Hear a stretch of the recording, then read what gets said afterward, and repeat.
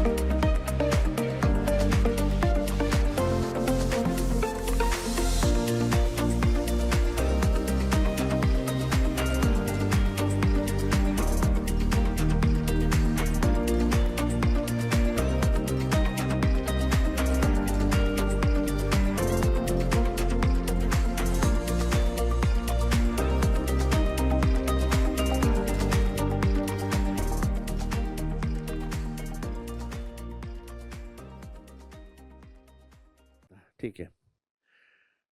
तो हम लोग ना आज मास्टर क्लास है और जिसमें हम 2 विषय लेंगे। एक तो सोशल मीडिया है, दूसरा हमारा युवा वर्ग। तो इन दोनों का के बारे में एक जनरल नॉलेज इन्फॉर्मेशन आपको जो है ऐसा नहीं कि आपको नहीं पता है, आपको इस बारे में सब कुछ पता है। फिर भी हम लोगों ने 2 पीपीटीज़ बनाई है, जिसमें कि हम सोशल मीडिया की पॉजिटिव और नेगेटिव दोनों चीज़ें डिस्कस करेंगे और इसी प्रकार से यूथ का क्या कंट्रीब्यूशन है हमारे देश के डेवलपमेंट में, उस बारे में। तो ये सहायक सिद्ध होगा ऐसे पेपर में भी और दूसरे पेपर्स के अंदर भी आपको ये सहायता मिलेगी इससे। तो हम लोग सबसे पहले सोशल मीडिया का करेंगे, जो कि काफ़ी दिलचस्प टॉपिक है और आप सब इससे परिचित हैं। तो सोशल मीडिया प्रतिदिन के जीवन का एक अभिन्न हिस्सा बन चुका है। अब आजकल ये हालात हो गए हैं कि अगर मोबाइल पर सोशल मीडिया थोड़ी देर नहीं देखें तो जो है मन में एक ना अजीब सी कसमसाहट सी होने लगती है कि अभी मैंने अपना फेसबुक और ट्विटर अकाउंट नहीं देखा है। एक एक बड़ी इनसिक्योरिटी की फीलिंग जो है आने लगती है और लगता है कि नहीं, मोबाइल फ़ोन के ऊपर हर 2 मिनट के बाद देखें कितनी लाइक्स आई हैं, कितनी लिक्स। तो ये जो हमारे जीवन का अभिन्न अंग हिस्सा बन चुका है, कनेक्शन सीखने और मनोरंजन के लिए। कनेक्शन माने जुड़ा हुआ है, तो लोगों को बीच में जोड़ देता है। दो यहाँ से 1000 किलोमीटर भी दूर बैठे हुए हैं तो उनको जो है सोशल मीडिया जोड़ रहा है।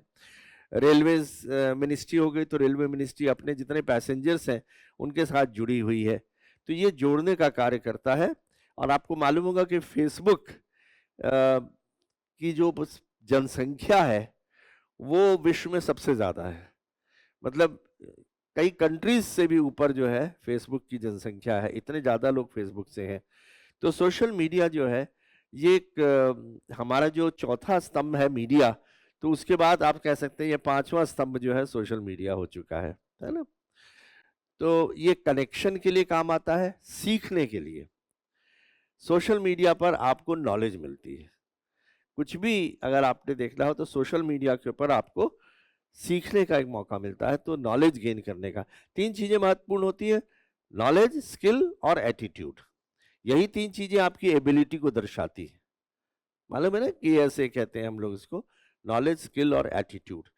तो हम लोग को जीवन में हमेशा जीवन पर्यंत अपनी नॉलेज को बढ़ाते रहना चाहिए, स्किल्स को अपग्रेड करते रहना चाहिए और एटीट्यूड को एकदम पॉजिटिव रखना चाहिए। एटीट्यूड पॉजिटिव रखना इसलिए ज़रूरी है क्योंकि जीवन में ये जीवन जो है ना एक साइन कर्व की तरह होता है। ये हमेशा ऊंचा नहीं जाएगा, उसमें नीचे भी जाएंगे, बैड पैच भी आएगा, गुड पैच भी आएगा। तो वो एटीट्यूड पॉजिटिव रखना, ऑप्टिमिस्टिक रखना बहुत जरूरी है। अदरवाइज आदमी जो है डिप्रेशन में चला जाता है। तो ये एटीट्यूड जो है इसको पॉजिटिव रखना, स्किल्स ज़्यादा से ज़्यादा स्किल्स प्राप्त करना और नॉलेज गेन करना, ये 3 चीज़ें आवश्यक होती हैं आपकी क्षमता के लिए, एबिलिटी के लिए। और तीसरा मनोरंजन। मनोरंजन कैसे होता है? सोशल मीडिया से एंटरटेनमेंट के लिए, उसमें वीडियोस होते हैं, उस पर स्टोरीज होती हैं जो आपको एंटरटेन रखती हैं। तो सोशल मीडिया के 3 हिस्से हो गए। पहला हो गया ये कनेक्ट करती है लोगों के साथ, दूसरा हो गया नॉलेज देती है आपको और तीसरा होता है मनोरंजन का साधन बनती है। अब यह सिर्फ एक साधन नहीं रह गया है, यह एक व्यापक शक्ति हो गई है। सोशल मीडिया एक बहुत पावरफुल फोर्स है जो उनके जीवन के लगभग हर पहलू को प्रभावित करती है। जैसे जैसे इंस्टाग्राम, टिकटॉक और यूट्यूब जैसे प्लेटफॉर्म विकसित हो रहे हैं, डिजिटल दुनिया युवाओं के लिए और अधिक आकर्षक और प्रभावशाली होती जा रही है।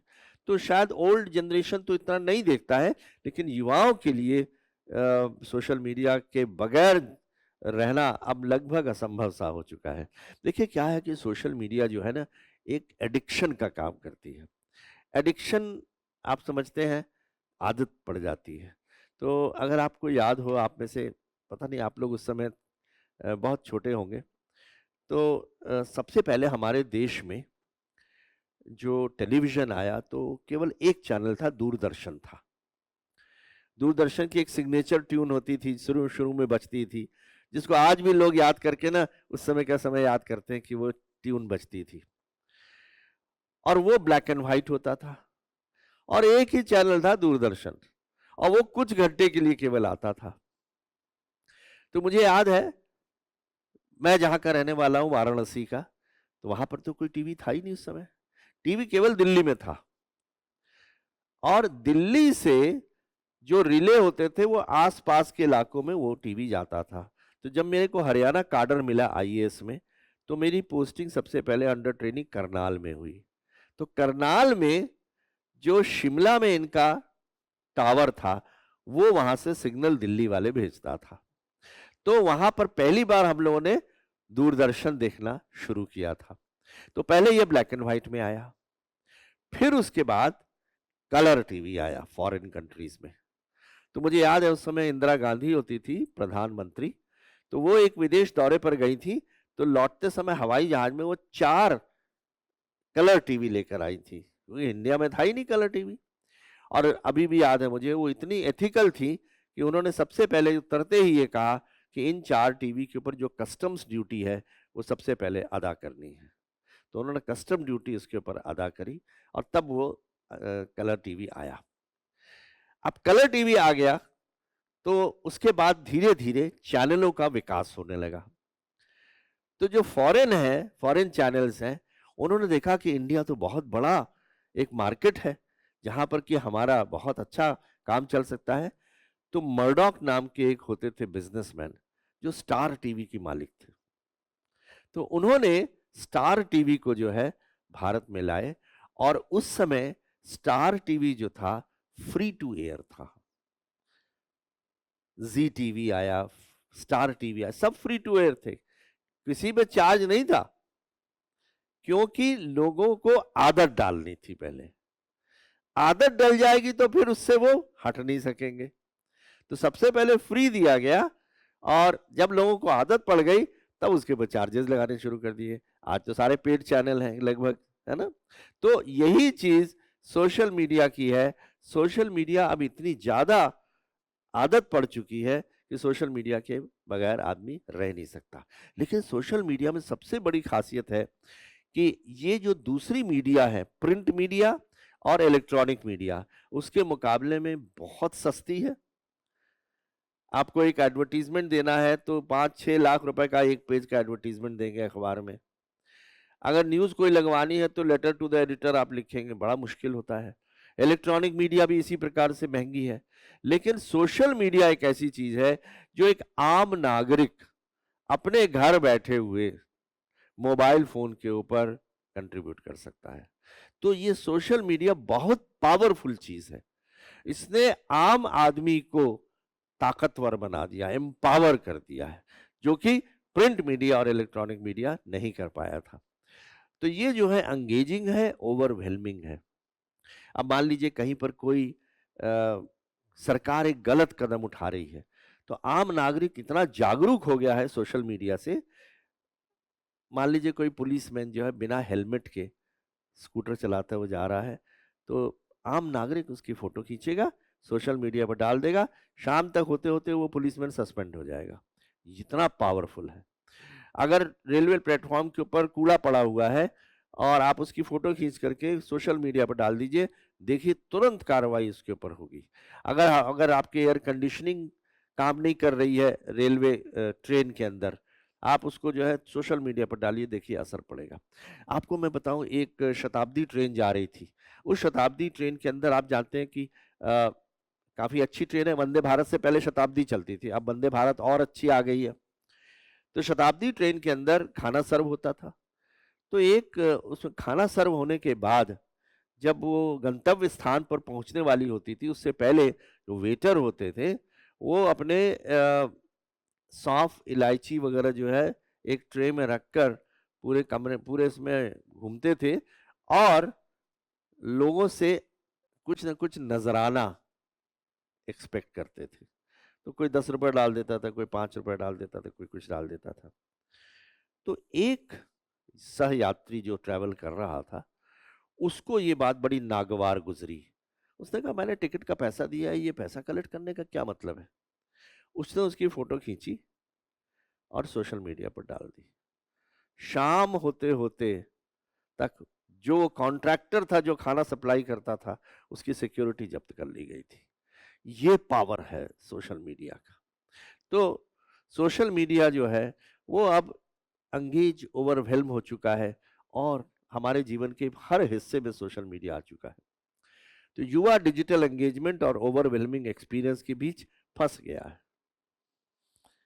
और इसीलिए मैं कहता हूं कि अब सिविल सर्विसेज की आप तैयारी कर रहे हैं ना, तो 1 साल के लिए सोशल मीडिया से अपने आप को थोड़ा सा दूर रख लीजिए, नहीं तो तैयारी नहीं हो पाती है।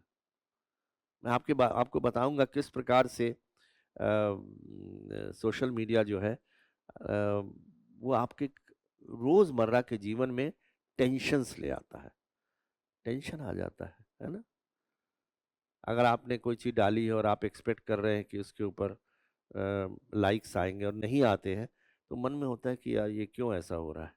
तो ये सिविल सर्विसेज की तैयारी के समय सोशल मीडिया से अपने आप को थोड़ा सा दूर रखना चाहिए। मैं ये नहीं कहता सोशल मीडिया के फायदे नहीं, सोशल मीडिया के बड़े फायदे हैं, लेकिन कुछ नुकसान भी है। तो युवा इसमें फंस चुका है। 61% शहरी भारतीय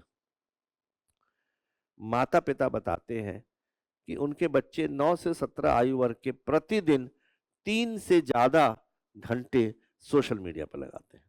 3 से ज्यादा घंटे सोशल मीडिया पर। कौन से बच्चे? 9 से 17 साल के बीच के अवधि के बच्चे जो हैं। तो 61% शहरी भारतीय माता पिता का उन्होंने ये बताया कि जी हमारे बच्चे तो जी 3 से ज्यादा घंटे सोशल मीडिया पर, वीडियो पर, ओटीटी पर और ऑनलाइन गेमिंग पर बिताते हैं। तो ये सर्वे हुआ ये जानने के लिए। तो मैंने वही जैसे इसीलिए आपसे कहा ना, फेसबुक है, ट्विटर है, इंस्टाग्राम है, ये 3 तो सबसे पावरफुल है। फेसबुक, ट्विटर और इंस्टाग्राम, और फिर बाकी और बहुत सारे अब तो आ चुके हैं। लेकिन ये सब युवाओं के ऊपर बहुत ज्यादा हावी हो चुके हैं। इसके कारण क्या हुआ है, कहते तो है कि ये जो लोग जोड़ते हैं, लेकिन इसके कारण लोग अब दूर दूर हो गए हैं, क्योंकि अब मिलना जुलना बंद हो चुका है। अब सब अपने कमरों में बैठकर नीले स्क्रीन के सामने बैठकर एक दूसरे के साथ जुड़ने की कोशिश करते हैं वर्चुअल मोड में। और ये भी आप कई बार नहीं जानते कि दूसरी तरफ जो बैठा है वो आपको जो कह रहा है वो सही भी है कि नहीं। अपनी आइडेंटिटी जो बता रहा है, आप देख रहे हैं कितने फ्रॉड्स हो रहे हैं उसके अंदर, है ना। तो ये सब इसके तो वर्तमान चुनौतियां, वास्तविक अनुभवों के स्थान पर डिजिटल दुनिया। वास्तविक मैं और आप बात कर रहे हैं, इसके बजाय अब डिजिटल वर्ल्ड में हम चले गए हैं। मानसिक और भावनात्मक स्वास्थ्य पर प्रभाव। क्यों प्रभाव पड़ता है? मानसिक, एक तो मानसिक होता है, एक भावनात्मक। कैसे प्रभाव पड़ता है?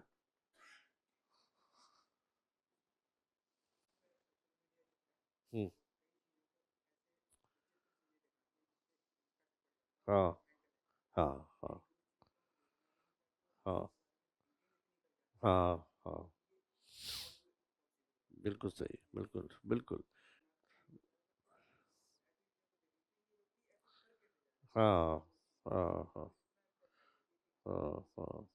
क्योंकि सोशल मीडिया की को इस प्रकार से बनाया जाता है कि वो मानसिक और भावनात्मक रूप से आदमी को प्रभावित कर लेता है। हाँ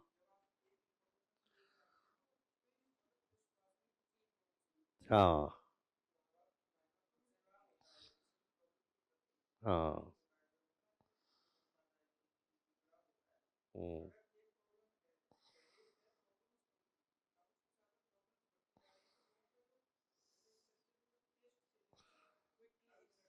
हम्म। है, कंफ्यूजन भी क्रिएट करता है। हाँ हाँ हाँ हाँ, कंफ्यूजन भी होता है, क्या सही है क्या गलत है। बिल्कुल सही। तो ये भावनात्मक और मानसिक प्रभाव डालता है। भावनात्मक बोझ को छुपाना, इसका क्या मतलब है?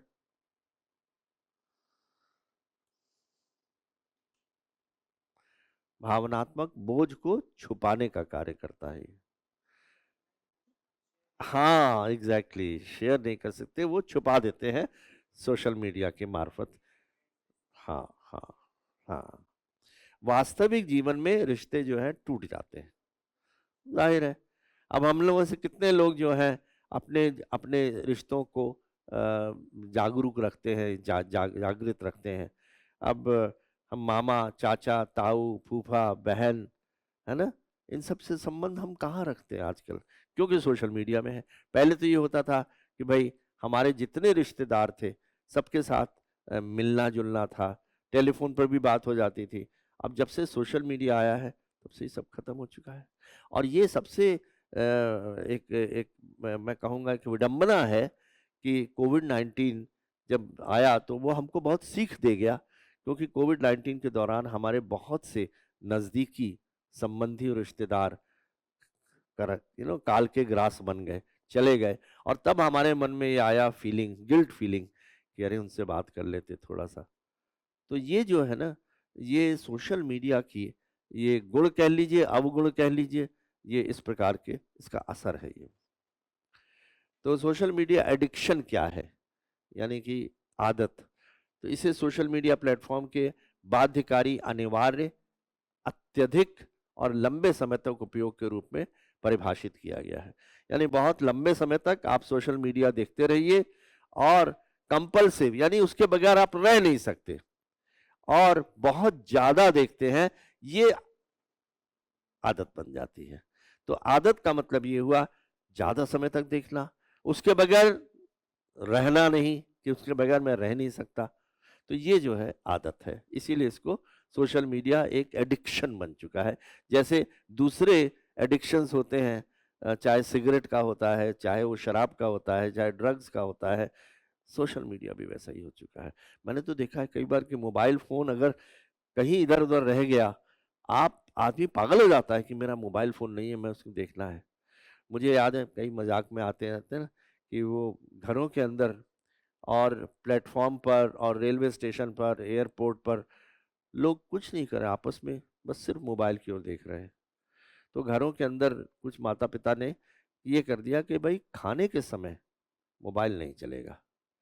तो एक जगह पर उन्होंने कहा कि पहले खाना खाने जाना है ना, पहले इसमें बर्तन में सारे के सारे मोबाइल अपने डाल दो, तब हम खाना खाने बैठेंगे उसके ऊपर। ये हालात उस समय हो चुके हैं।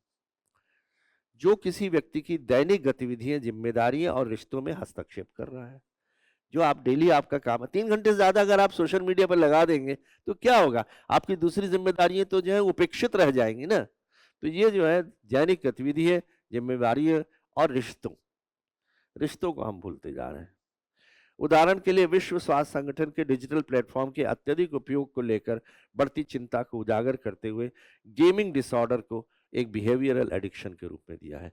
एक गेमिंग डिसऑर्डर जो है वो अब आपको याद होगा एक गेम आया था व्हेल, ब्लू व्हेल क्या नाम था? हैं? एक पबजी है, पबजी भी है, और एक ब्लू व्हेल आया था कुछ। हाँ, व्हेल नाम का, जिसमें लोगों ने फिर सुसाइड होते लगे उसके अंदर। हाँ, अटेम्प्ट करने लगे। हाँ, टास्क ऐसे। तो तरह-तरह के टास्क उसके अंदर जो है उसके कारण लोगों ने, तो ये जो है एडिक्शन जो है होने लगा है। तो सोशल मीडिया की प्रमुख विशेषताएँ, एक तो कंपल्सिव यूज़ हो गया, यानी बिना किसी विशिष्ट उद्देश्य के बार-बार अकाउंट्स को खोलना। कोई पक मकसद नहीं है, नहीं, पर बस मोबाइल सामने है तो फेसबुक देख लो, ये देख लो। अक्सर तो आपने देखा होगा कि लोग रेस्टोरेंट में जाके खाना नहीं खाते पहले, पहले उसकी फ़ोटो खींचते हैं और उसको डालते हैं, मैं फलाँ जगह पर चाट खा रहा हूँ, फलाँ जगह पर ये कर रहा हूँ। अब बताइए उसकी क्या रेलेवेंस है उसके अंदर? लेकिन है, एडिक्शन है। लोग मटीरियलिस्टिक होते जा रहे हैं, नया कपड़ा खरीदेंगे, ज़रूरत नहीं है, अलमारी भरी हुई है कपड़ों से, लेकिन नया कपड़ा खरीदेंगे महँगा, और उसको पहन के फ़ोटो खींच के फ़ेसबुक पर डालेंगे। तो ये जो मटीरियलिस्टिक फीलिंग में आती जा रही है ना, ये सब चीज़ें इसके बहुत ही गंभीर परिणाम जो है निकलते जा रहे।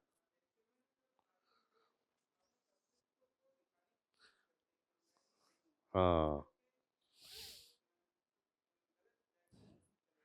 बिल्कुल। हाँ, जी, बिल्कुल, बिल्कुल सही कह रहे हैं। और अब सब अफ़सोस की बात ये है कि जो सिविल सर्वेंट बन रहे हैं, अब वो भी जो है सोशल में सिविल सर्वेंट का काम होता है फेसलेस होना, एनोनिमस होना।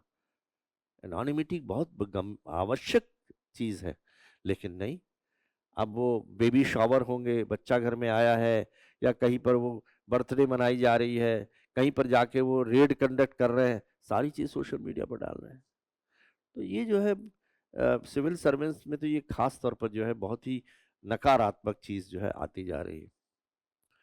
तो देखिए अभी लोकल सर्कल नाम के एक सर्वे में 9 से 17 आपको पता होगा 61% शहरी भारतीय माता-पिता कहते हैं, जो हम लोगों ने अभी देखा था 3 घंटे से ज़्यादा। लॉस ऑफ कंट्रोल तो नकारात्मक परिणाम है, उसके बावजूद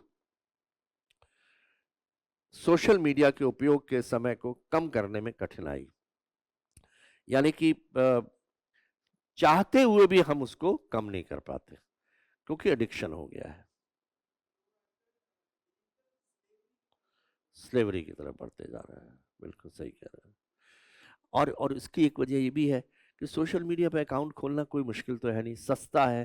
तो ये जो चीज़ सस्ती है, चीप है, तो लोग तुरंत करते हैं। अगर कोई चीज़ बहुत महँगी हो, तो एक बार थोड़ा आदमी सोचेगा, लेकिन सब चीज़ तो है ना? तो इसलिए सोशल मीडिया को इंटरनेट आप देख लीजिए, आप देखिए ना क्या हुआ?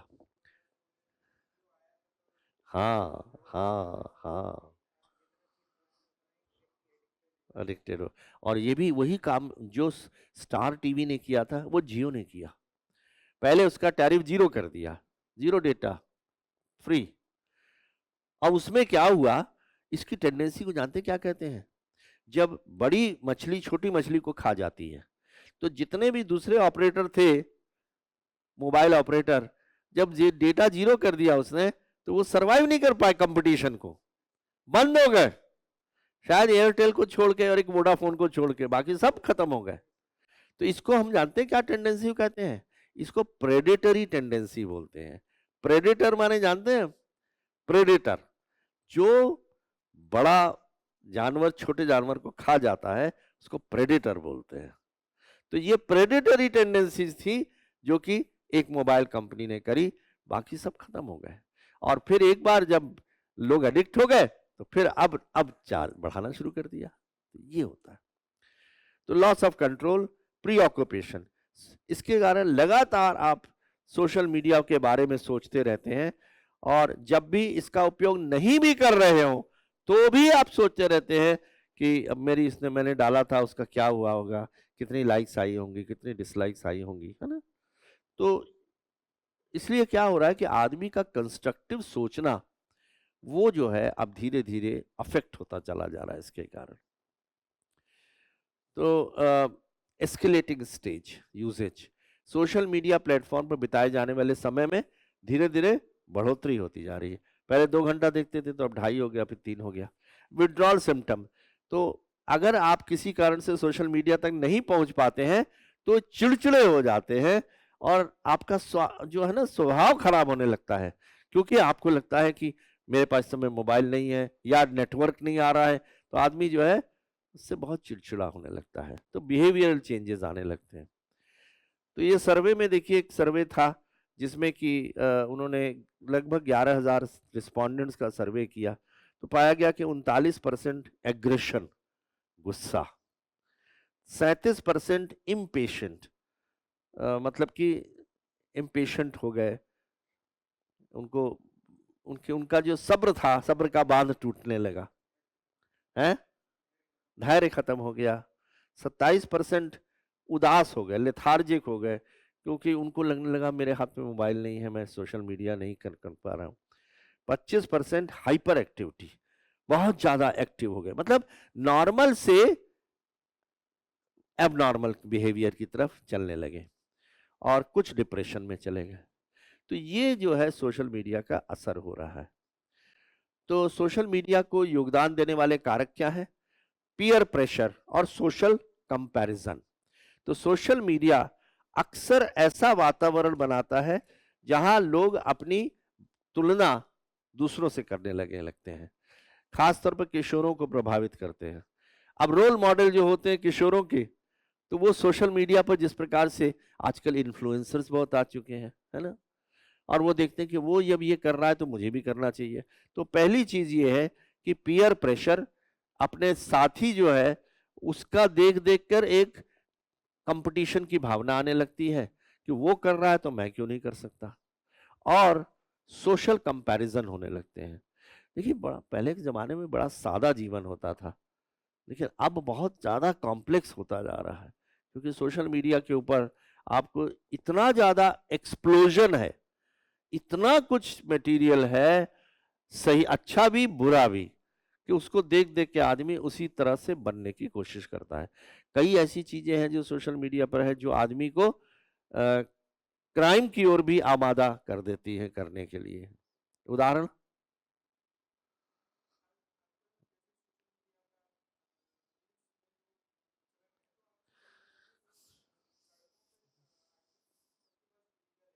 हम्म।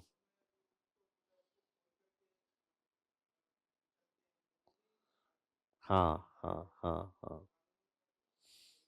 हम्म, बिल्कुल। अक्सर आपने ये भी देखा होगा, इवन सोशल मीडिया तो छोड़िए, मोबाइल के ऊपर लोग ड्राइव करते समय मोबाइल पे बात करते हैं, मोबाइल देखने लगते हैं, एक्सीडेंट भी होते हैं। और वो देखते हैं कि सोशल मीडिया पर कोई आदमी ने किसी को फ्रॉड करके इतने पैसे कमा लिए, तो उसको लगता है कि मैं भी कमा सकता हूँ। तो ये क्राइम की ओर भी चढ़ने की जो संभावना इसमें आ जाती है, क्योंकि पहले ज़माने में क्या होता था कि जॉइंट फैमिली होती थी, तो बड़े बूढ़े हमारे घर में हमको सिखाते थे कि क्या सही है और क्या गलत है। अब वो खत्म हो चुका है, न्यूक्लियस फैमिलीज हो गई हैं।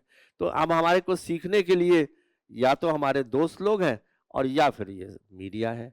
तो वो कई बार सही भी चीज बताएगा, कई बार गलत भी चीज बताएगा। तो इसका जो है बड़ा असर पड़ रहा है समाज के ऊपर। है? हाँ, बिल्कुल बिल्कुल सही कह रहे हैं। तो पीयर के प्रभाव के कारण वल्नरेबल हो जाते हैं, क्योंकि साथ वाला कहता है, अब जैसे उदाहरण के तो साथ वाला कहता है, अरे तुमने सिगरेट पीनी भी नहीं शुरू करी, क्या है तुम तो, फिर ये तुम तो तुम्हारे पौरुष को चुनौती देते हैं कि अरे तुम सिगरेट भी नहीं पी सकते। तो ये सारी चीजें जो है ना, आदमी को कहती है अरे हाँ, मैं क्यों नहीं कर सकता। हाँ, हाँ, हाँ, हाँ, हाँ, हाँ, हाँ, हाँ, जी, बिल्कुल देखिए। हम्म, और बनना चाहते हैं, हाँ। हम्म, तो बिल्कुल सही कह रहे हैं, शराब हो गई, ये सिगरेट हो गई, तो ये सारी चीजें जो है।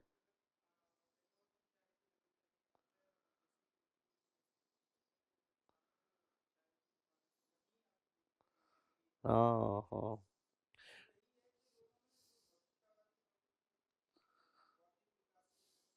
हाँ, बिल्कुल बिल्कुल सही कह रहे हैं। तो पीयर का हो गया, और वो वल्नरेबल होते हैं और लाइक्स कमेंट्स और शेयर के माध्यम से वैलिडेशन चाहते हैं।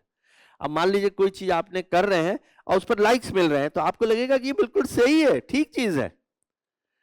तो ये अपना जो कृत्य कर रहे हैं, गलत कृत्य भी कर रहे हैं, उसके लिए अगर दूसरी तरफ से उनको लाइक्स मिल रही तो वैलिडेट हो जाता है।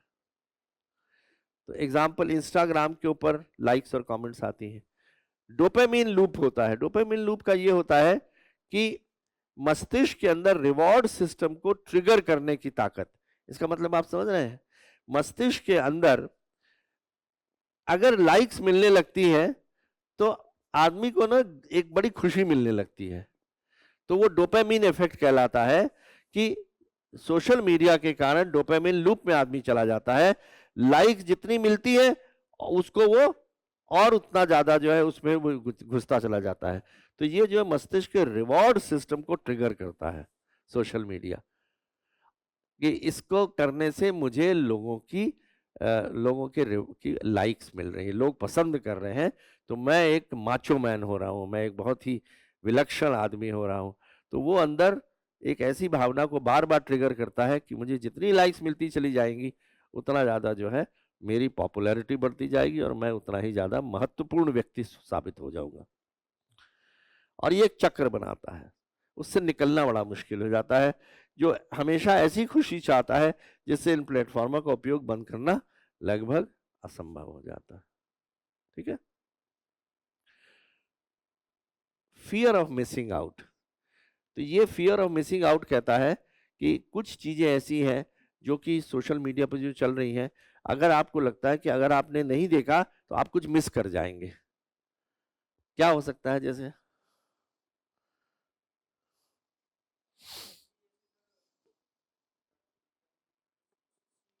हाँ, हाँ, बिल्कुल, बिल्कुल। तो ये जो फियर ऑफ मिसिंग आउट है कि अगर मैंने सोशल मीडिया 2 घंटा नहीं देखी, क्या पता कोई बहुत ही महत्वपूर्ण चीज़ उस पर आ रही हो, जो मैं मिस कर रहा हूँ। तो वो बड़ में बाद में क्या होगा कि मेरे मित्रगण कहेंगे, "अरे! तुमने वो देखा था?" "नहीं, मैंने तो नहीं देखा था।" तो आदमी को एक फिर गिल्ट फीलिंग होने लगेगी। तो ये मिसिंग आउट फीचर जो है ना, ये भी जो है सोशल मीडिया, क्योंकि सोशल मीडिया में लगातार कुछ न कुछ होता जा रहा है। और वो आदमी को बांधे रख करता है, आदमी को बांधे रखता है कि और किसी तरफ जाएगा नहीं, वो देखता रहेगा। अगर किसी एक्टर ने या एक्ट्रेस ने या क्रिकेट ने या किसी और चीज के बारे में कोई कोई चीज चल रही है और आपने मोबाइल आपका नहीं चल रहा है, तो आप उसको मिस कर देंगे और बाद में आपको इस बात का अफसोस होता है। तो इसलिए यूजर कांस्टेंट चेक करता रहता है, बार बार देखता रहता है कि कुछ हो रहा है। मुझे याद है, मैं एक बार एक आईजी से मिलने गया। अ, तो वो बंदा जितनी देर में बैठा रहा, उसका मुंह सिर्फ मोबाइल की तरफ था। इधर बात तो कर रहा था, लेकिन सारे समय में। तो मुझे इस बात का इतना अफसोस हुआ, मैंने कहा कि एक सर्विंग आईजी अफसर है और बजाय इसके कि ये सामने वाले से बात करे, और ये जो है अपने मोबाइल की ओर ही देख रहा है। मैंने कहा तो नहीं, क्योंकि ऐसे व्यक्तियों में कोई परिवर्तन भी नहीं आएगा, कोई फायदा ही नहीं है। लेकिन ये एक बहुत बड़ी ग्रंथि है जो कि आज सभी को प्रभावित जो है कर रही है। स्केपिज्म। कई लोग तनाव से मुक्ति पाने के लिए भी सोशल मीडिया की तरफ चले जाते हैं। जैसे सिगरेट हो गई या ड्रग्स हो गई या दूसरी चीज हो गई, तो तनाव के कारण जो है सोशल मीडिया की ओर रुख कर लेते हैं। ये एक भावनात्मक निर्भरता पैदा करता है, यानी कि हम निर्भर हो जाते हैं इसके ऊपर। उसके बगैर हमारा काम नहीं चलता है। ये अकेलेपन या तनाव से ध्यान भटकाने का काम करता है। अक्सर सार्थक ऑफलाइन रिश्तों की कीमत पर होता है। इसका मतलब क्या हुआ? हाँ,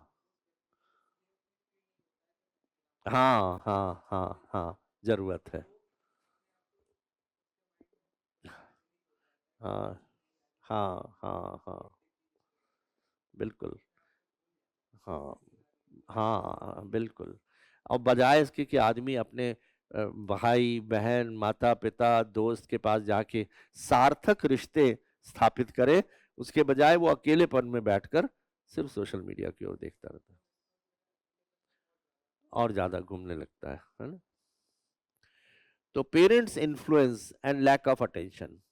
शहरी समाज में जहां माता पिता दोनों काम करते हैं, बच्चों में अक्सर ध्यान की कमी होती है और वे कंपेनियनशिप के लिए मोबाइल डिवाइस की तरफ चलते हैं। इसीलिए कहा जाता है कि या तो बच्चे पैदा मत करो, और करो तो फिर बच्चों पर पूरी तरह से ध्यान दो, समय दो उनको। मैं आपको एक छोटा सा इंटरेस्टिंग किस्सा बताता हूँ। मैं करनाल का कलेक्टर था। कलेक्टर आप समझते हैं, कलेक्टर सिविल सर्विस में उसी को कलेक्टर भी कहते हैं, उसको डिप्टी कमिश्नर भी कहते हैं, उसी को डिस्ट्रिक्ट मजिस्ट्रेट भी कहते हैं। तो मैं करनाल करनाल का कलेक्टर था। करनाल से जब मेरा ट्रांसफर हुआ, फिर मुझे चंडीगढ़ का यूटी का कलेक्टर बनाया गया। तो चंडीगढ़ के अंदर तरह तरह के स्कूल हैं, विद्यालय है, बड़ा अच्छा एजुकेशन है। तो मेरी दो बेटियां हैं। तो जो छोटी बेटी थी है, वो उस समय सिर्फ 2 या 3 वर्ष की थी। करनाल में जब था कलेक्टर, तब वहां पैदा हुई थी वो। तो जब चंडीगढ़ आया, तो उसको स्कूल में एडमिशन करा। आजकल क्या है ना, पहले जमाने में तो बच्चे जो है 4 5 6 साल के बाद ही स्कूलों में भेजे जाते थे। अब तो प्ले ग्रुप भी है, और फिर वो यूके LKG, फिर UKG, सब जगह सब हो गया है बच्चों को। तो किसी ने कहा कि जी चंडीगढ़ में एक प्रेपरेटरी स्कूल है जिसका नाम है विवेक प्रेपरेटरी स्कूल, जो चलाती थी एक बहुत ही अच्छी एजुकेशनिस्ट लेडी थी, शारदा दत्त। तो उन्होंने कहा बच्चे को अगर आपने सही मायने में एजुकेशन दिलवाना है तो बड़े स्कूलों में मत डालिए, प्रेपरेटरी स्कूल में डालिए। बड़े स्कूलों में एक सेक्शन के अंदर 50 से भी ज्यादा बच्चे होते हैं, तो किसी को भी व्यक्तिगत ध्यान देना संभव नहीं होता है। 50 बच्चों में क्लास टीचर कहाँ तक ध्यान देगा। लेकिन प्रेपरेटरी स्कूल में एक सेक्शन में 15 से 20 बच्चे होते हैं, तो हर एक के ऊपर व्यक्तिगत ध्यान दिया जा सकता है। तो मैं प्रिंसिपल के पास, मैं और मेरी पत्नी गए कि जी मैं अपनी छोटी बेटी का आपके स्कूल में एडमिशन कराना चाह। बड़ा मुश्किल होता था एडमिशन वहाँ। लोग कहते थे कि जिस समय लोग बच्चा पैदा होता था तब रजिस्टर करा देते थे, तब जाके नंबर 2 3 साल बाद उसका आता था। तो मैंने जाके उनसे रिक्वेस्ट करी, मैंने कहा जी कि हमारा करनाल से ट्रांसफर हुआ है, तो आप अगर ले लें हम अपने स्कूल में।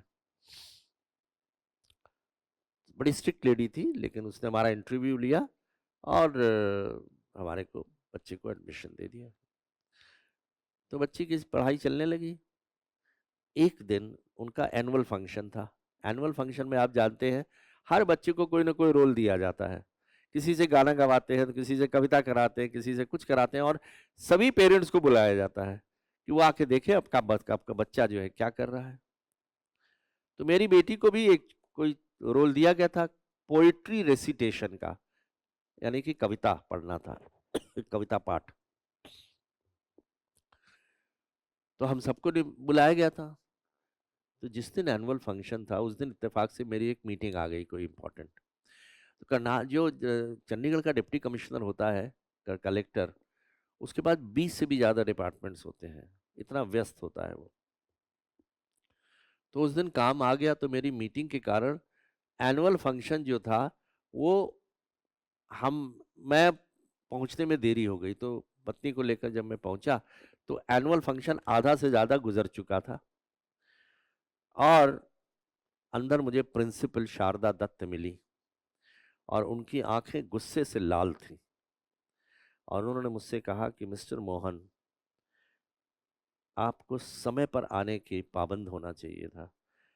आपकी बेटी का कार्यक्रम जो था वो पूरा हो चुका है, और हर बच्चा अपना जो कार्यक्रम कर रहा था तो अपने माता पिता को निहारता था वो ऑडियंस में कि मेरे माता पिता वहां बैठे हैं। आपकी बेटी ने भी जो है देखा, लेकिन आप दोनों नहीं थे वहां पर। आप सोचिए उसकी मनस्थिति कैसी हुई होगी। आपने आज कर दिया, ये आइंदा मत कीजिएगा। ये वो लेडी इतनी स्ट्रांग लेडी थी, और हम सबको बहुत शर्मिंदगी हुई, और मैंने कहा कि मेरे से गलती हुई है, आगे से ये गलती मैं नहीं करूँगा। और उसके बाद हमने कभी भी कोई फंक्शन मिस नहीं किया। पेरेंट टीचर मीटिंग होती थी तो मैं और मेरी पत्नी दोनों जो है वहाँ जाते थे, क्योंकि बच्चा पैदा होने के बाद बच्चे का लालन पालन और उसको देखना ये भी माता पिता का ही कर्तव्य होता है। तो ये जो शहरी समाज में जहाँ माता पिता दोनों काम करते हैं, वो बच्चों के ऊपर समुचित ध्यान नहीं होता, इसलिए सोशल मीडिया की तरफ अकेलेपन को वो दूर करने के लिए लग जाता है। आजकल जानते क्या हुआ, नया कंसेप्ट क्या आ गया विदेशों में, एक नया सोशोलॉजिकल कंसेप्ट आ गया, उसको डिंग्स कहते हैं।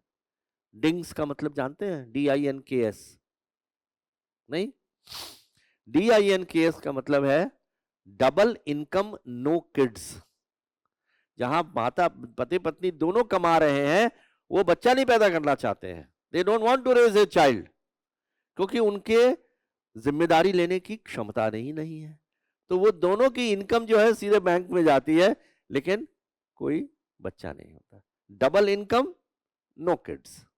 तो ये अब जो है ना समाज के अंदर सोशोलॉजिकल चेंजेस इतने आते जा रहे हैं, और उसके कारण लोगों का रुझान बच्चों का सोशल मीडिया की तरफ होता चला जा रहा है। हाँ,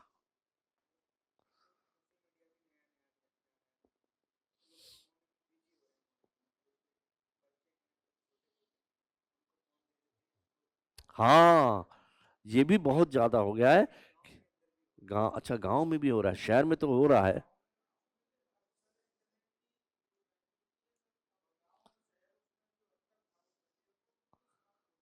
अच्छा, ज्यादा हो गया है। तो मोबाइल दे दिया ताकि खाना खा ले, और मोबाइल देखते रहेगा और आप उसको मुंह में खाना डालते रहिए। ये भी बड़ा डेंजरस ट्रेंड हो गया है। हम्म। हम्म। हाँ। हाँ। हाँ। जी। जी। जी।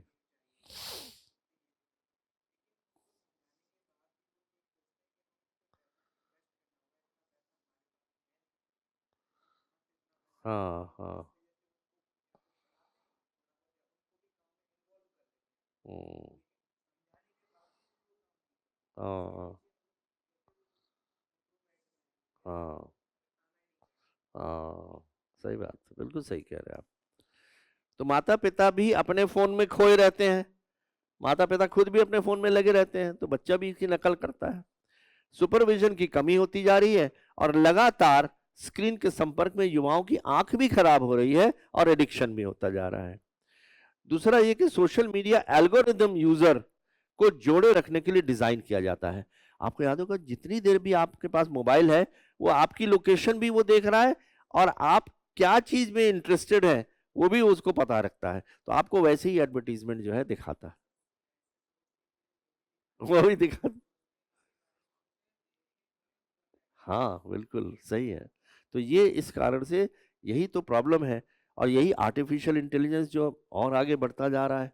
वो देखिए, आप देखिए लोगों की लिखने पढ़ने की और मानसिक जो क्षमता है उसका उपयोग करने की, चैट जीपीटी और जेमिनी ने बिल्कुल समाप्त। हाँ। हाँ। हाँ। जी, बिल्कुल बिल्कुल सही कह रहे हैं।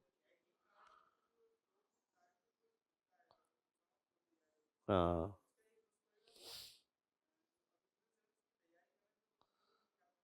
हाँ। हाँ। हाँ। हाँ। हाँ।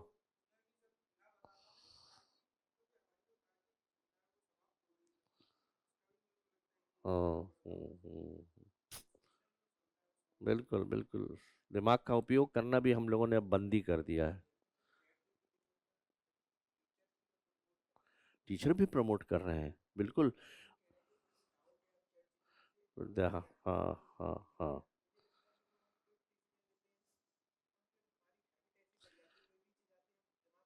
दिमाग से कम सोचते। हम्म। हम्म। हम्म।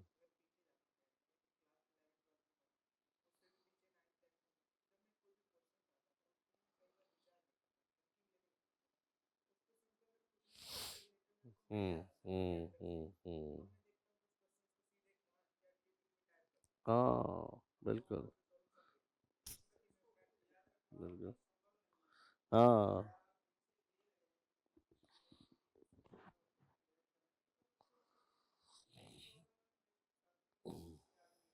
हम्म।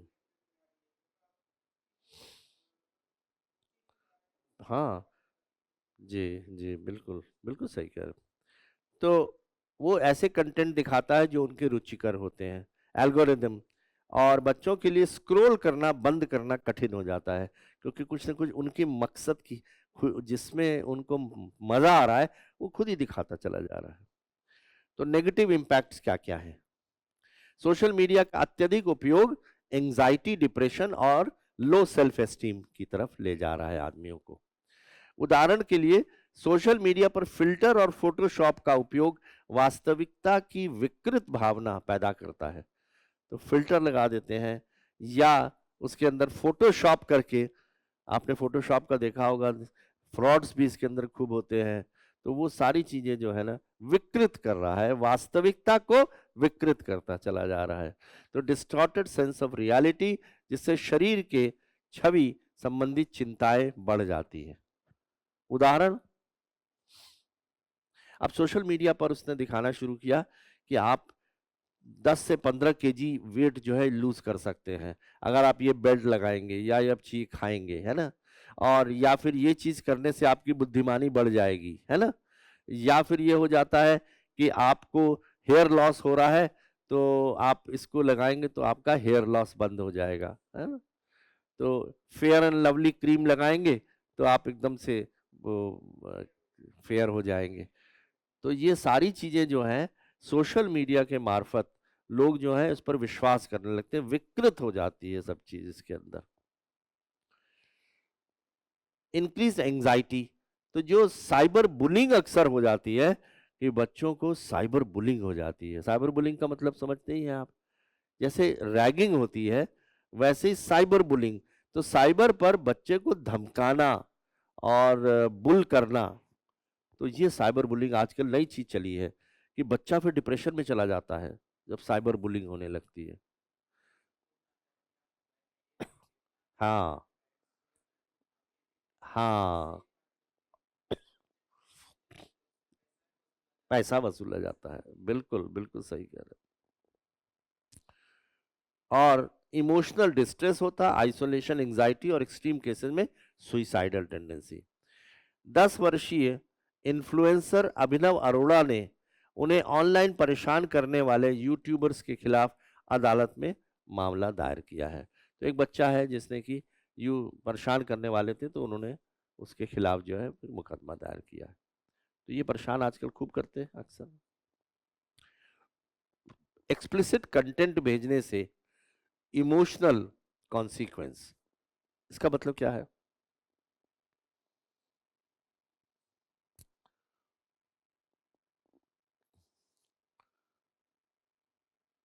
किसी लड़की को कोई ऐसी कंटेंट भेज दी जिसके कारण इमोशनल स्ट्रेस हो गया। अब मान लीजिए किसी बच्ची को जो है, आप किसी मोमेंट्स में आपने कोई ऐसे फोटोग्राफ्स ले लिए और उसके बाद वो फोटोग्राफ भेजने शुरू कर दिए सोशल मीडिया पर, उसके कारण इमोशनल ट्रॉमा में चली जाएगी वो बच्ची, है ना? जिससे ब्लैकमेल और डैमेज रिलेशनशिप हो जाती है।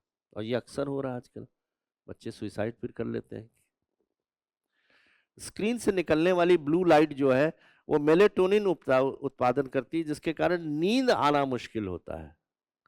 इतना ज्यादा अगर आप स्क्रीन की ओर देखेंगे तो ब्लू लाइट जो होती है वो उनको सोने वाली क्षमता कम कर देती है। तो खराब नींद मानसिक स्वास्थ्य को बढ़ा सकती है। जाहिर है कि समय पर आपको सोना और समय पर जगना बहुत जरूरी है, लेकिन जितना ज्यादा आप देखेंगे उसकी लाइट जो है वो आपको सोने से सुप्तावस्था से दूर ले जाती है। सोशल मीडिया का अत्यधिक उपयोग फेस टू फेस इंटरेक्शन को सीमित करता है, जिससे आवश्यक सोशल स्किल और इमोशनल अंडरस्टैंडिंग में बाधा आती है। तो जो जो बात आप आमने सामने करके कर सकते हैं उसमें उसकी वो ज़्यादा कारगर होती है, बजाय इसके कि आप वर्चुअल मोड में जाके करें। इसीलिए तो ऑनलाइन मीटिंग्स के मुकाबले में ऑफलाइन मीटिंग्स या ऑनलाइन क्लासेस के मुकाबले में ऑफलाइन क्लासेस कहीं ज़्यादा इफेक्टिव होते हैं, तो सीमित हो जाता है। परिणाम स्वरूप युवा वास्तविक दुनिया के सामाजिक गतिशीलता के साथ संघर्ष कर सकते हैं, जिससे अकेलेपन और अलगाव की पैदा होता है। तो बजाय इसके कि अगर मान लीजिए कोई परेशानी है तो आपने डिस्कस करना, अपनी माँ से डिस्कस जाके कर लीजिए, पिता से कर लीजिए, भाई से कर लीजिए, आमने सामने बैठकर बॉडी लैंग्वेज, आई कांटेक्ट, ये सारी चीजें हो जाती हैं। और अगर आप वर्चुअली करते हैं तो उसके अंदर वो बात नहीं आती है जो कि ऑफ द लाइन आती है। तो इसीलिए सोशल मीडिया जो है वो कई बार लोगों के बीच में जो सामाजिक संबंध है उसको भी जो है खराब करता है। जोखिम भरे वायरल चैलेंजेस, ब्लैकआउट चैलेंज, ये सांस रोकना, कूद जाना ऊपर छत से नीचे, ये सब चीजें डेंजरस चीजें आजकल हो रही हैं। तो ये फिजिकल हार्म भी कर सकता है, लोग अक्सर हो रहे हैं। और कई बार आपने देखा होगा कि कुछ एडवर्टीजमेंट जब दिखाते हैं उसमें एक लाइन नीचे लिखते हैं कि इसको आप ट्राई नहीं करेंगे, क्योंकि ये जो है, अब वो हवाई जहाज से कूद रहा है और वो स्प्राइट की बोतल पकड़ रहा है, तो ये तो एक तरह से असंभव चीज़ है, हो ही नहीं सकता, तो लोग फिर उसको ट्राई करते हैं। और एकेडमिक इम्पैक्ट सोशल मीडिया के कारण, प्रोक्रेस्टिनेशन, प्रोक्रेस्टिनेशन क्या होता है बताओ? है टालना, बिल्कुल सही है, टालना। तो सोशल मीडिया चूंकि इतना ज्यादा, उसकी प्रायोरिटी बढ़ जाती है, जो दूसरे काम है वो पीछे चले जाते हैं।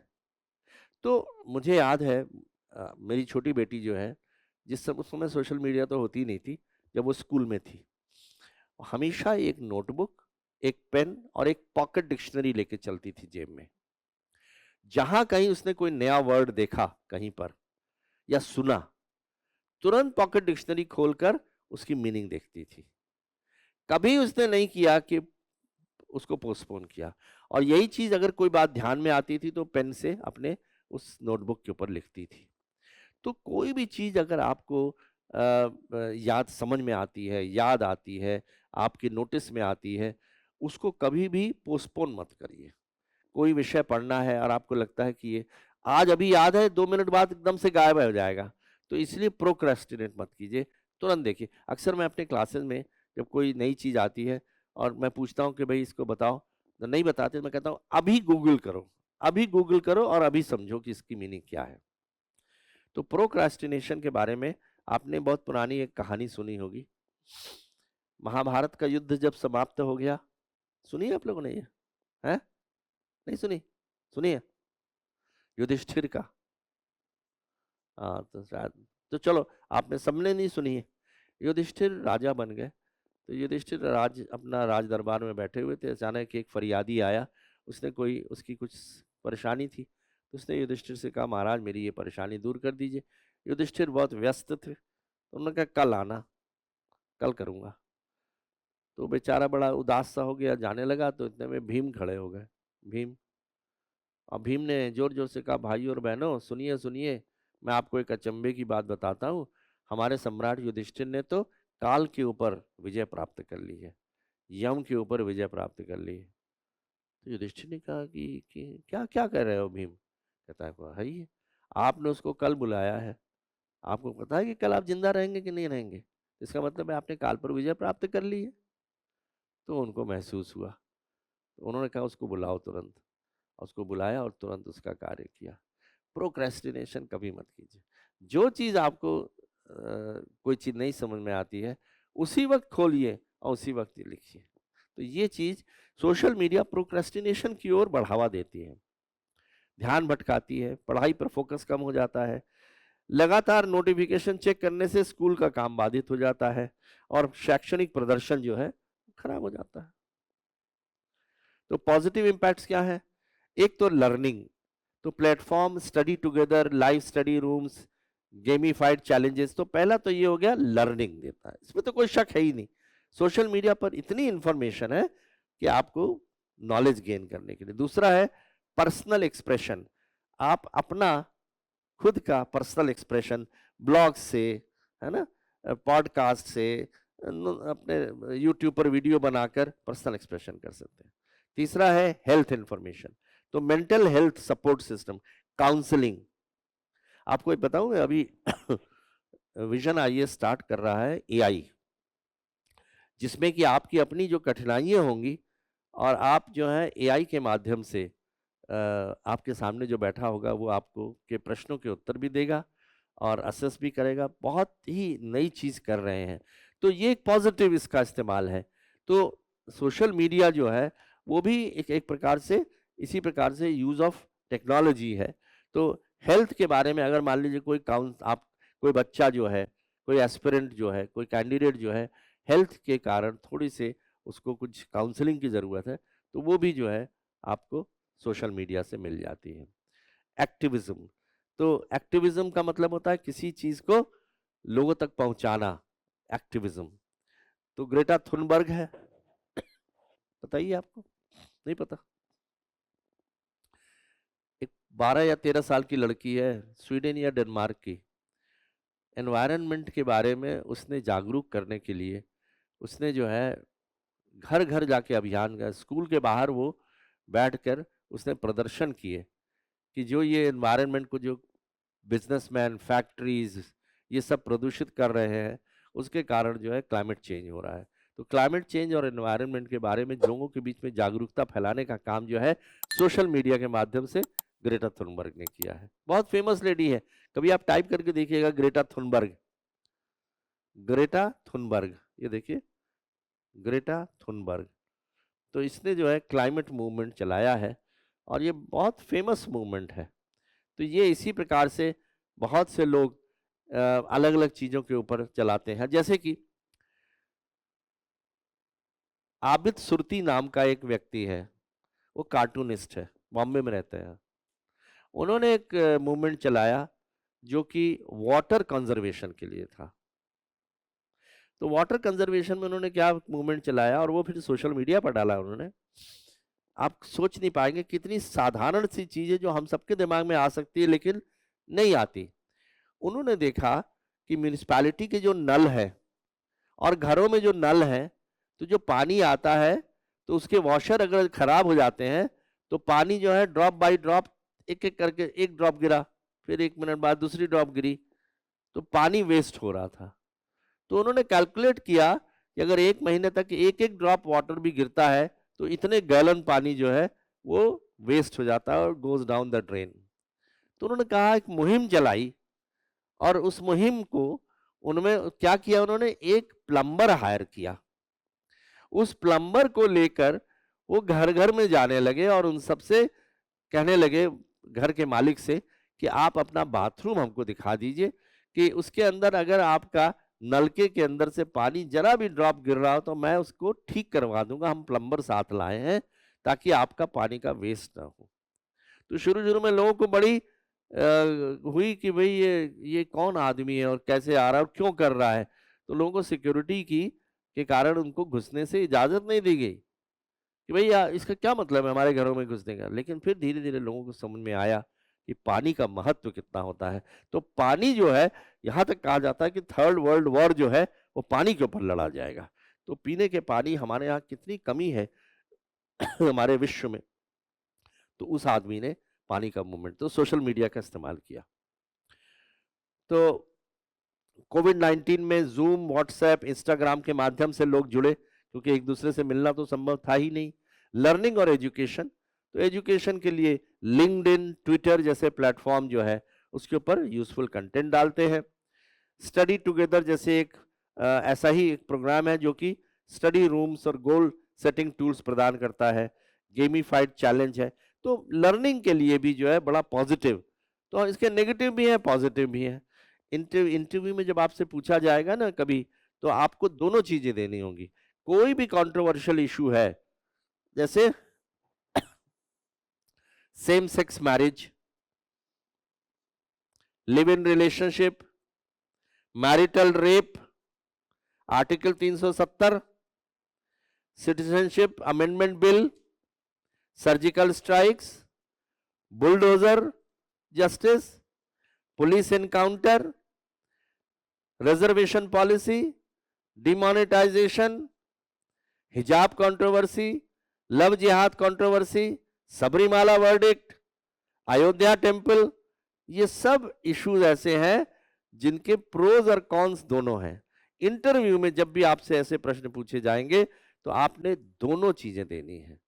तो इसीलिए सोशल मीडिया के भी अच्छाइयाँ भी हैं और बुराइयां भी हैं, तो आपने दोनों के बारे में लिखना है। पर्सनल एक्सप्रेशन एंड क्रिएटिविटी, तो पर्सनल एक्सप्रेशन और क्रिएटिविटी जो है वो भी जो है इसके अंदर। तो सोशल मीडिया युवाओं को अपनी क्रिएटिविटी और पैशन दिखाने का मौका देता है। जैसे इंस्टाग्राम, यूट्यूब के ऊपर हेल्थ इंफॉर्मेशन हो गया, एक्टिविज्म और सोशल चेंज लाते हैं। जैसे ग्रेटा थुनबर्ग ने फ्राइडे फॉर फ्यूचर जलवायु आंदोलन के माध्यम से लोगों को जागरूक किया कि किस प्रकार से जो है एनवायरनमेंट की देखभाल करिए। एनवायरनमेंट की देखभाल करने के लिए ना एक 30 डेज का एक बहुत ही इंटरेस्टिंग है, जिसमें कि आप प्रतिदिन कुछ एक ऐसी चीज करिए जिससे एनवायरनमेंट को, ये कहा जाता है कि हर व्यक्ति एनवायरनमेंट को सेव करने में कुछ ना कुछ योगदान दे सकता है। जैसे टिश्यू पेपर जो होते हैं ना, जो कागज टिश्यू पेपर, उसका इस्तेमाल मत कीजिए। कपड़े के रूमाल इस्तेमाल कीजिए।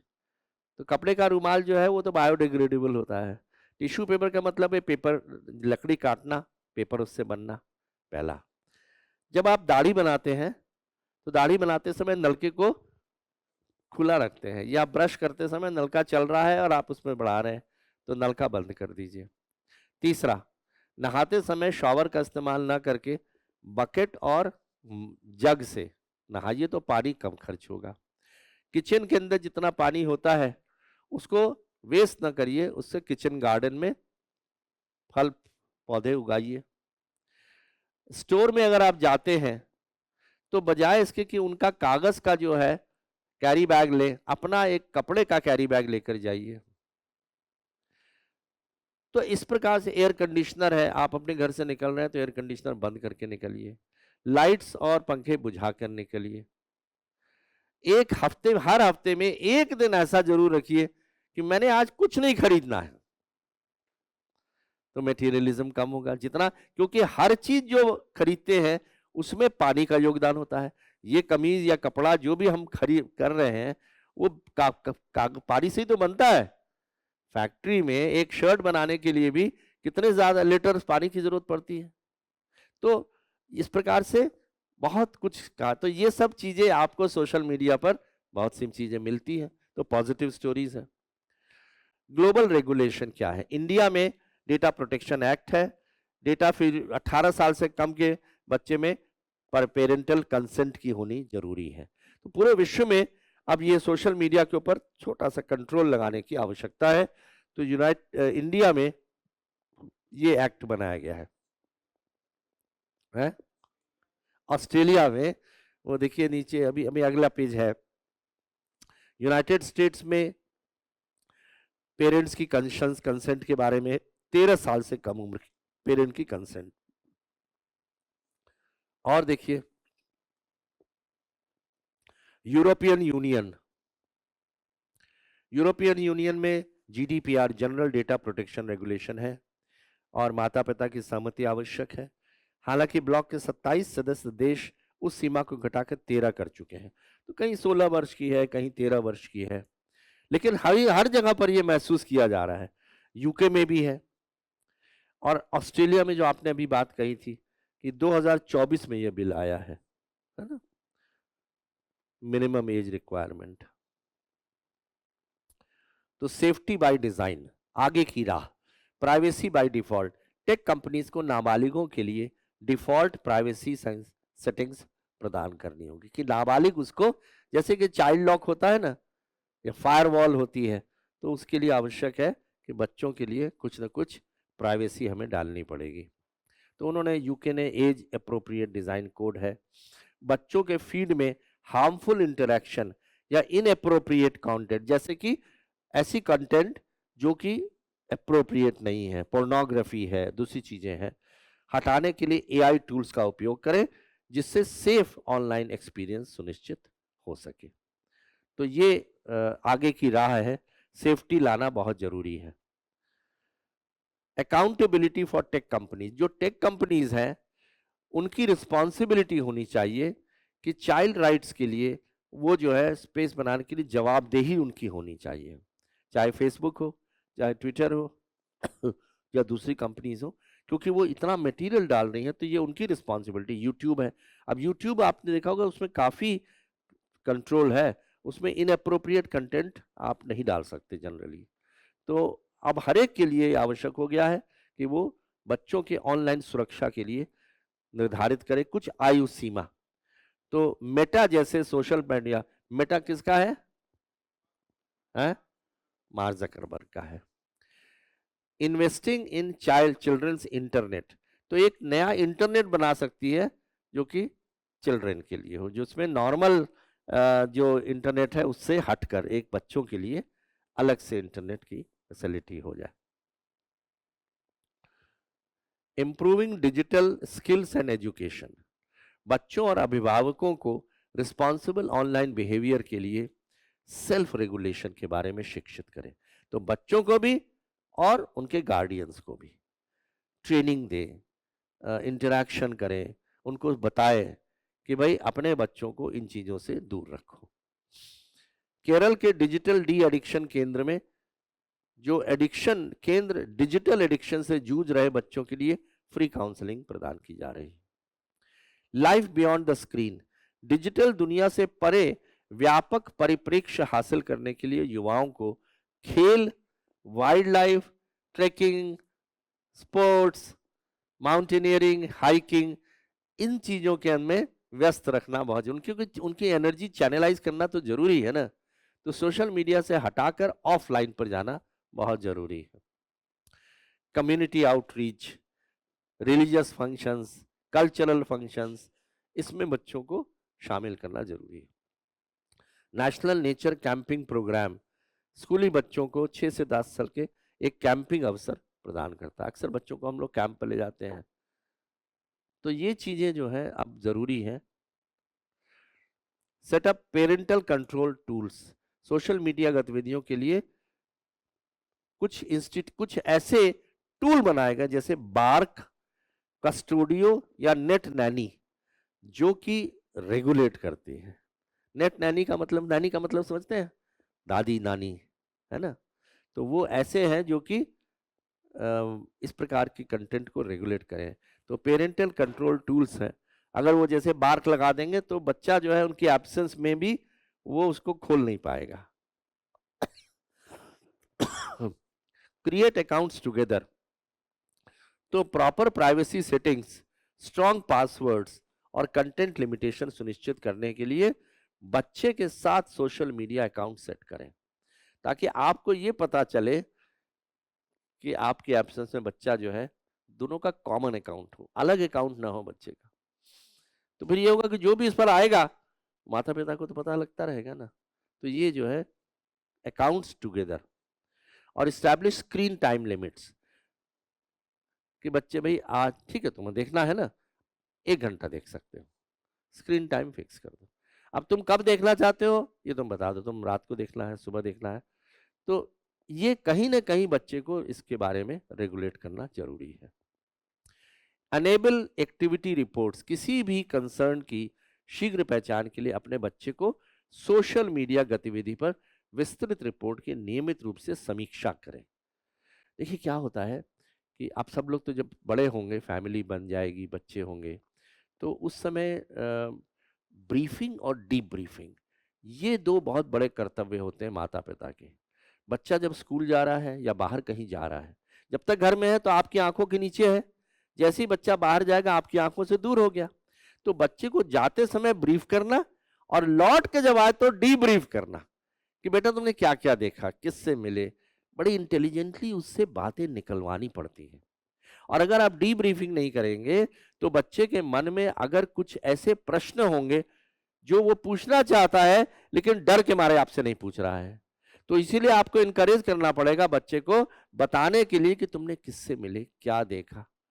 तो यही चीज सोशल मीडिया की भी है, बच्चे को रेगुलर ब्रीफिंग और डी ब्रीफिंग कि आज तुमने सोशल मीडिया पे क्या देखा बेटे, वो बताएगा। तो उसमें फिर आप देखेंगे कि उसमें कौन सी चीज उचित थी, कौन सी नहीं उचित थी, तो उसको रेगुलेट करने के लिए। तो ये कांस्टेंट प्रोसेस है, जब तक बच्चा एडल्ट नहीं हो जाता, अपने गुण और अवगुणों की पहचान करना खुद उसके लिए संभव नहीं होता, माता पिता का कर्तव्य बन जाता है। प्रोटेक्ट पर्सनल इंफॉर्मेशन, तो पर्सनल डिटेल्स वगैरह नहीं डालने चाहिए। तो आप सब जानते हैं, हम सब लोगों को पर्सनल डिटेल, अपना आधार नंबर, अपना फोन नंबर कुछ नहीं डालना चाहिए। रिपोर्ट एंड ब्लॉक अनवारंटेड, तो साइबर बुलिंग और हैरेसमेंट से बचने के लिए हार्मफुल अकाउंट्स को रिपोर्ट भी करना चाहिए, कि कहीं से मान लीजिए कोई मेल आ रही है तो ब्लॉक कर दीजिए, उसके हार्मफुल बारे में कंसर्न साइबर क्राइम वालों को इंफॉर्मेशन दीजिए। डिस्कस ऑनलाइन एटिकेट्स, तो ऑनलाइन रिस्पेक्टेबल बिहेवियर को बढ़ावा दें, कि क्या एटिकेट, एटिकेट माने क्या होता है, एटिकेट्स,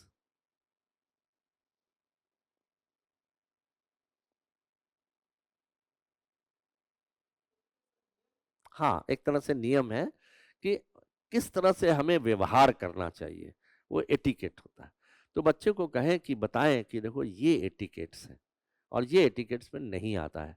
तो कभी आप जैसे अब अभी आप एटिकेट्स का मीनिंग अभी निकालिए, अभी आप गूगल पर निकालिए एटिकेट्स की हिंदी में क्या कहते हैं।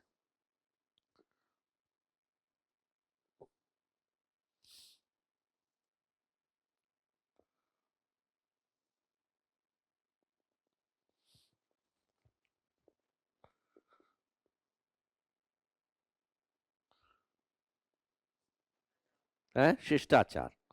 ठीक। तो ये जो हमारा पहला वाला था,